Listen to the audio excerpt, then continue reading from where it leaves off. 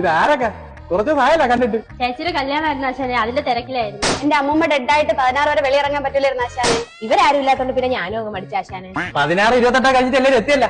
ഇനി കറക്റ്റ് ഒരാഴ്ച കാണൂലേ? ഒരാഴ്ചയൊന്നുമല്ല, ഞങ്ങളിനി എന്നും കാണും.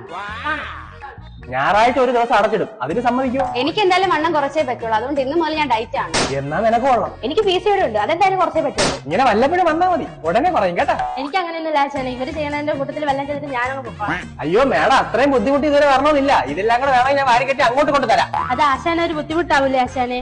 പിന്നെ ഉറപ്പായിട്ടാവും. അതുകൊണ്ട് നമുക്ക് എന്ത് ചെയ്യാം, ഇവിടെ തന്നെ വർക്കൗട്ട് ചെയ്യാം.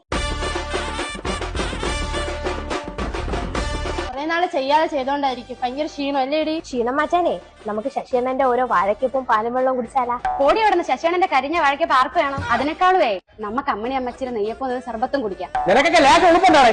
ശശിയണ്ണന്റെ വാഴയ്ക്കപ്പോ അവളെ കമ്പനി അമ്മച്ചിട്ട് നെയ്യപ്പോ ഇപ്പൊ മറിച്ചവളെന്ന് പറഞ്ഞാൽ കയറി വന്നത്. എന്തൊക്കെയായിരുന്നു? കട്ട വർക്കൗട്ടാണ്, ഡയറ്റാണ്, കോപ്പാണ്. കഴിക്കണേ. കുറച്ച് ഹെൽത്തി ആയിട്ടുള്ള പ്രോട്ടീൻ കണ്ടന്റ് കൂടുതലുള്ള ആഹാരം കഴിയും. സോറി ആശാനെ, നമ്മുടെ ഭാഗത്താണ് തെറ്റ്. ആശാൻ പറ, നമ്മൾ എന്തോ കഴിക്കട്ടെ? തെറ്റാണ് പോലും തെറ്റ്. പറഞ്ഞ വാക്കിനെ കുറച്ചെങ്കിലും ഉത്തരവാദിത്തം വേണം, കുറച്ച് മാന്യത കാണിക്കണം.